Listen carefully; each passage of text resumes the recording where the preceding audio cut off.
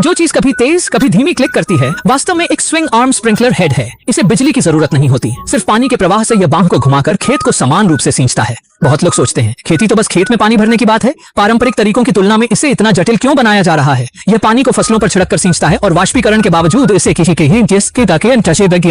इसे काफी पानी बचाता है। साथ ही यह सिंचाई विधि भूगोल की चिंता नहीं करती। यह रेतीले खेतों या सूखे प्रभावित बड़े क्षेत्रों के लिए उपयुक्त है। इस प्रणाली का उपयोग करना न केवल प्रभावी है बल्कि काफी किफायती भी है। क्या आपने ऐसी सिंचाई प्रणाली देखी है?